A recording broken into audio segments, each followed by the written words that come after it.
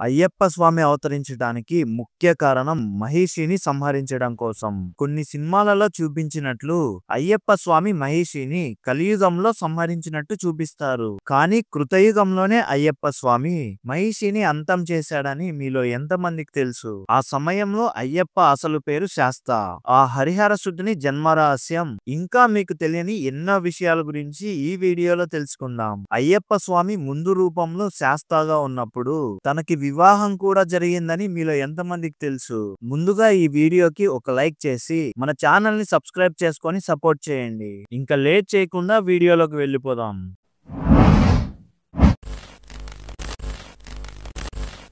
అట్రి మహర్షి ఇంకా అనసూయదేవికి ఆ త్రిమూర్తుల అంశతో దత్తాత్రేయుడు జన్మించాడు. అలాగే లక్ష్మీదేవి, పార్వతీదేవి ఇంకా సరస్వతీదేవి అంశతో గాలవ మహర్షికి లీలావతీదేవి జన్మించింది. కాలాంతరం దత్తాత్రేయుడికి ఇంకా లీలావతీదేవికి వివాహం జరుగుతుంది. కొంతకాలం తర్వాత దత్తాత్రేయుడికి తన వివాహ జీవితం ఇంకా శారీరక సుఖాల మీద విరక్తి పుట్టి తన భార్య అయిన లీలావతీదేవి దగ్గరకు వెళ్లి విషయం మొత్తం చెప్పి తను శాశ్వతంగా సన్యాసం తీసుకొని తపస్సు చేసి చివరికి ఆ పరబ్రహ్మలో లీలమైపోతానని అంటాడు.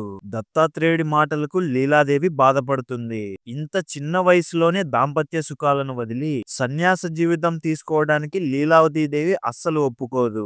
దత్తాత్రేయుడు ఎంత నచ్చ చెప్పినా లీలావతీదేవి ఒప్పుకోదు. తనకు తన దాంపత్య సుఖాలు తీర్చాలని పట్టుబడుతుంది. ఆ మాటలు విన్న దత్తాత్రేయుడు కోపంతో ఎంత చెప్పినా వినకుండా ఒక మహిషిలాగా శారీరక సుఖాలు కావాలంటున్నావు కదా, అయితే నువ్వు ఒక రాక్షస కులంలో మహిషిలాగా జన్మిస్తావని శపిస్తాడు. తిరిగి లీలావతీదేవి కూడా దత్తాత్రేయుడిని నువ్వు కూడా ఒక మహిషమై జన్మించి నా కోరికలు తీరుస్తావని శపిస్తుంది. అలా వాళ్ళిద్దరూ ఒకరినొకరు శపించుకుంటారు. అయితే వాళ్ళిద్దరిలో ఒకరికేమో శాపం వరంగా మారింది, ఇంకొకరికేమో శాపం శాపంగానే మిగిలిపోయింది. మరి ఆ శాపం వరంగా మారింది ఎవరికో ముందు ముందు తెలుసుకుందాం. కాలం గడిచిపోయింది. రంభుడు ఇంకా కరంబుడు అనే ఇద్దరు రాక్షస రాజులు ఉండేవారు. అందులో రంభుడు పెద్దవాడు, కరంబుడు చిన్నవాడు. అయితే కరంబుడికి ఒక కూతురు జన్మిస్తుంది. తను ఎవరో కాదు, లీలావతీదేవే రాక్షస కులంలో మహిషిగా జన్మించింది. రంభుడికి ఇంకా కరంబుడికి మగ సంతానం ఉండరు. ఎలాగైనా వారి దానవ వంశాన్ని ముందుకు తీసుకొని పోవడానికి ఒక వారసుడు కావాలని రంభుడు ఇంకా కరంబుడు అనుకుంటారు. అలా చిన్నవాడైన కరంబుడు వరుణదేవునికి తపస్సు చేయడానికి ఒక నది దగ్గరికి వెళ్తాడు. తన శరీరాన్ని మొత్తం నీటిలో ముంచి కేవలం తన తలను మాత్రమే నీటిపైన పెడతాడు. ఇంకా వరుణదేవుడికి తపస్సు చేయడం మొదలు పెడతాడు. ఇంకొక వైపు రంభుడు అడవిలో ఒక పెద్ద చెట్టు దగ్గరకు వెళ్లి బగబగా మండే సూర్యుడి కింద తన చుట్టూ అగ్ని జ్వాలలు పెట్టుకొని అగ్నిదేవుడికి తపస్సు చేయడం మొదలు పెడతాడు. వాళ్ళిద్దరూ చేస్తున్న కఠోరమైన తపస్సుకు ముల్లోకాలు కదిలిపోతున్నాయి. ఒకవేళ వాళ్ళు చేస్తున్న తపస్సుకు దేవతలు మెచ్చి వారికి వరం ఇస్తే వాళ్లకు పుట్టే కొడుకుల వల్ల వారికున్న శక్తితో ఎప్పటికైనా ఇంద్రలోకాన్ని స్వాధీనం చేసుకుంటారని ఇంద్రదేవుడు రంభుడు ఇంకా కరంబుడు చేస్తున్న తపస్సును ఎలాగైనా ఆపాలని అనుకుంటాడు. ఒక పెద్ద ముసలి రూపంలో కరంబుడు తపస్సు చేస్తున్న నదిలోకి వెళ్లి కరంబుడిని చంపేస్తాడు. విషయం తెలుసుకున్న రంభుడు తన తపస్సు నుంచి బయటకు వస్తాడు. ఇంద్రుణ్ణి చంపాలన్నంత కోపంతో ఉంటాడు. అప్పుడు రంభాసురుడు తన కత్తి తీసుకొని తన తలను నరుక్కోబోతుంటాడు. అప్పుడే అగ్నిదేవుడు ప్రత్యక్షమవుతాడు. నీకు ఏ వరం కావాలో కోరుకో అన్నప్పుడు రంభుడు ఈ ముల్లోకాలను జయించి ఇంద్రుడిని కూడా ఓడించి తన ఇంద్ర పదవిని కూడా స్వాధీనం చేసుకునే ఒక గొప్ప కుమారుణ్ణి ప్రసాదించు అని అడుగుతాడు. అప్పుడు అగ్నిదేవుడు నువ్వు ఇంకా ఇంటికి వెళ్ళు, దారిలో నువ్వు ఎవరినైతే చూసి మోహిస్తావో వారి కడుపున ఈ ముల్లోకాలను జయించగలిగే ఒక కొడుకు పుడతాడు అని వరమిస్తాడు. ఎంతో ఆనందంతో రంభుడు అక్కడి నుంచి బయలుదేరతాడు. అలా వెళ్తున్న రంభుడికి దారిలో ఒక అందమైన ఉద్యానవనం కనిపిస్తుంది. ఆ వనంలో ఎంతో మంది యక్షులు ఇంకా యక్షిణీలు విహారం చేస్తూ ఉంటారు. అందులో ఒక యక్షిని తన ప్రేమికుడైన యక్షుణ్ణి అలరింప చేయడానికి ఒక అందమైన మహిషిలాగా రూపం తీసుకుంటుంది. ఇంకా యక్షుడు కూడా ఒక మహిషలాగా రూపం తీసుకోవాలని అనుకుంటూ ఉంటాడు. ఇంతలోగా రంభాసురుడికి ఆ యక్షిని తీసుకున్న అందమైన మహిషి రూపాన్ని చూసి మోహిస్తాడు. వెంటనే రంభాసురుడు ఒక మహిష రూపాన్ని తీసుకుంటాడు. ఇంకా వాళ్ళిద్దరూ ఏకాంతంగా కలుసుకుంటారు. రంభాసురుడికి అగ్నిదేవుడిచ్చిన వరం ప్రకారం ఆ మహిషి రూపంలో ఉన్న యక్షిని గర్భవతి అవుతుంది. ఆ తరువాత ఆ మహిషిని రంభాసురుడు ఎంతో జాగ్రత్తగా తన రాజ్యానికి తీసుకుని వెళ్తాడు. అప్పటి వరకు తన ప్రియుడే ఒక మహిష రూపంలో వచ్చాడని అనుకుంటుంది. నిజం తెలిసిన తర్వాత కూడా రంభాసురుడి వెంట తన రాజ్యానికి వెళ్తుంది. ఎందుకంటే రంభాసురుడే తన కడుపులో పెరుగుతున్న కొడుక్కి తండ్రి కాబట్టి. దాంతో తన ప్రియుడైన యక్షుడికి ఎంతో కోపం వస్తుంది.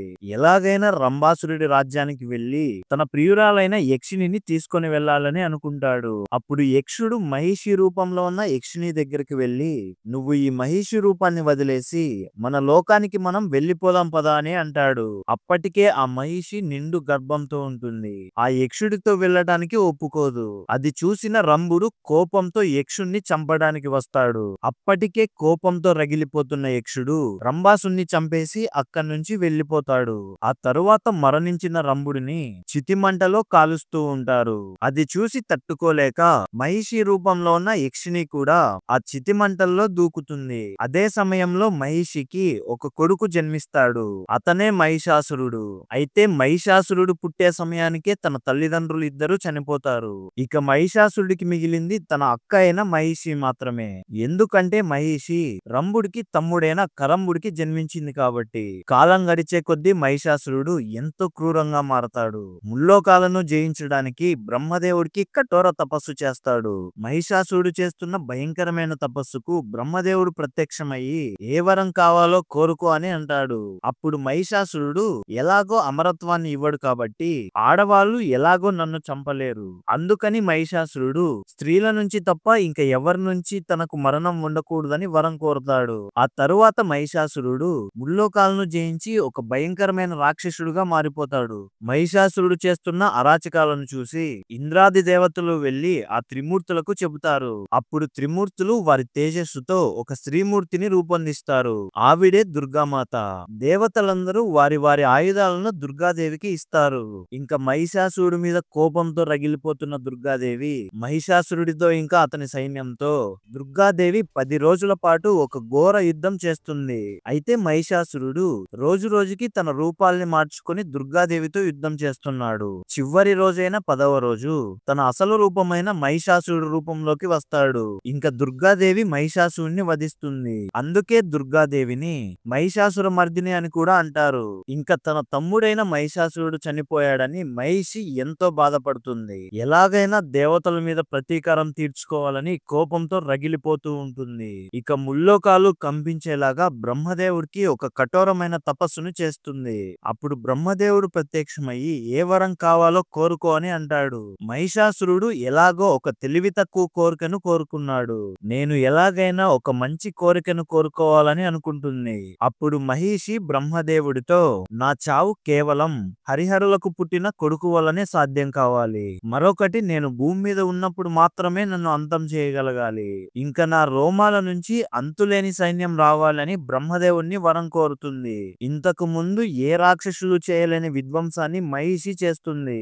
ముల్లోకాలను జయించి దేవతలందరినీ ఓడిస్తుంది. తన అంతులేని రాక్షస సైన్యంతో ఇంద్రలోకంలో ఉన్న దేవతలందరినీ ఓడించి ఇంద్రుడి సింహాసనం మీద కూర్చొని ఇంద్రాది దేవతలను శాసిస్తుంది. ఇంకా దేవతలందరూ ఆ శివకేశవుల దగ్గరకు వెళ్లి మహిషికి బ్రహ్మదేవుడిచ్చిన వరం గురించి చెబుతారు. శివకేశవులు దేవతల వైపు చూస్తూ నవ్వి ఇంకా మహిషి సంగతి మేమిద్దరం చూసుకుంటామని అంటారు. ఇంకా ఈ సమయంలోనే శాస్త అవతారం రాబోతుంది.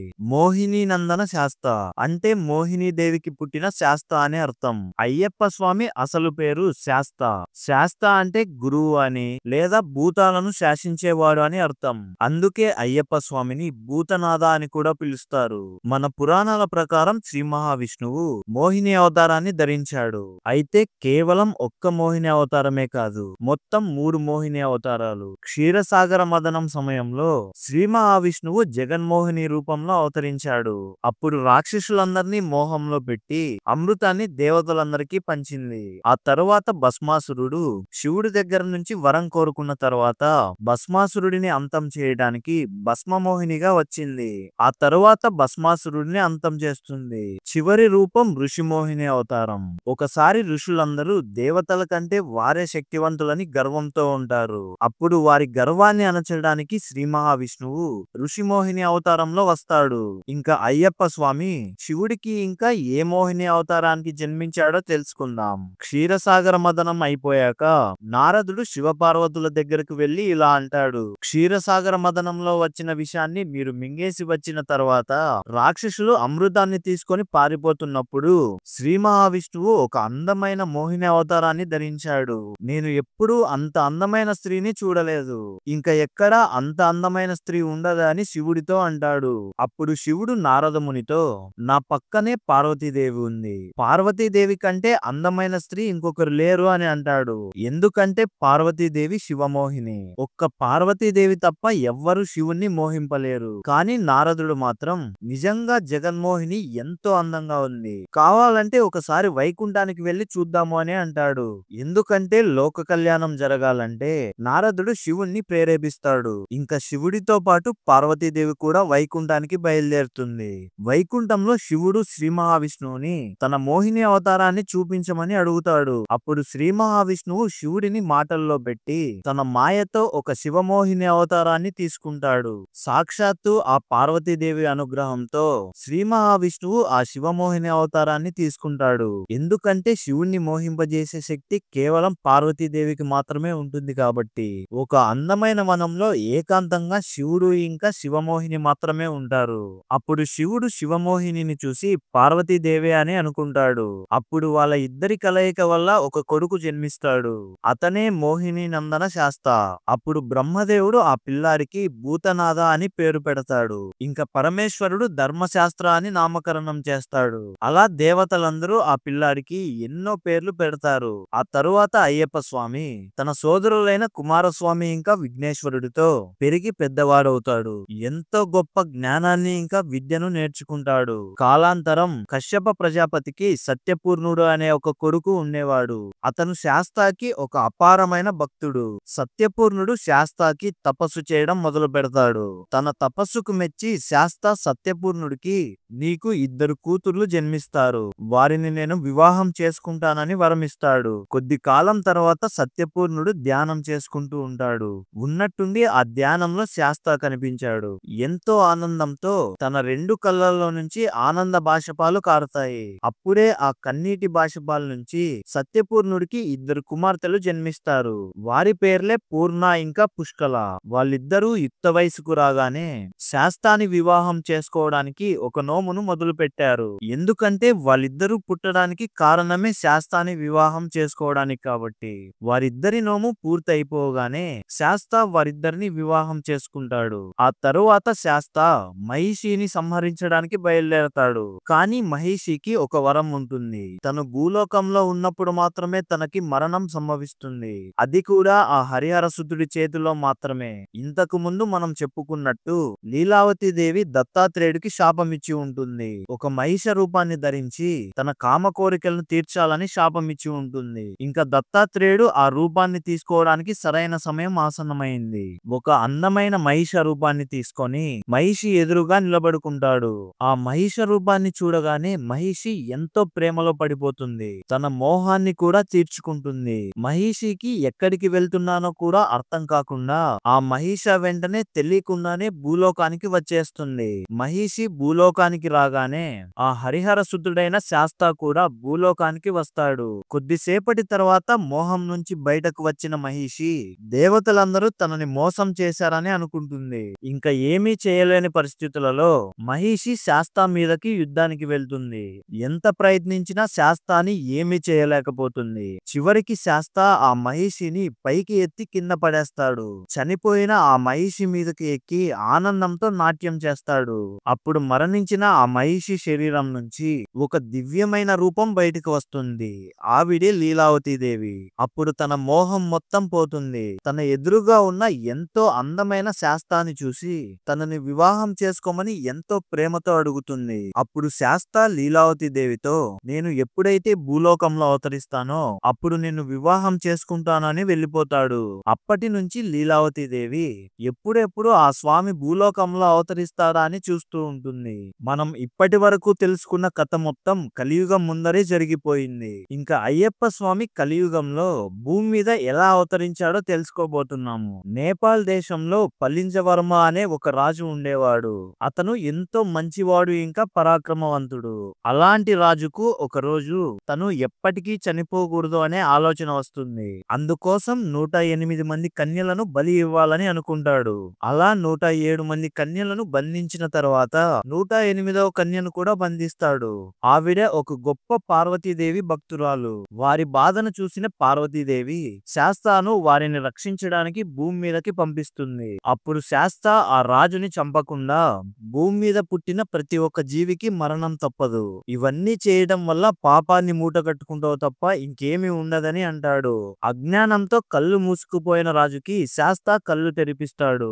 అప్పుడు ఆ రాజు తన కూతురైన పుష్కలాదేవిని పెళ్లి చేసుకోమని కోరుకుంటాడు. ఆ తరువాత వాళ్ళిద్దరికీ వివాహం జరుగుతుంది. పుష్కలాదేవి మరెవరో కాదు, యుగాలకు ముందే సత్యపూర్ణుడి కూతుర్లైన పూర్ణ ఇంకా పుష్కలను శాస్త వివాహం చేసుకుని ఉంటాడు.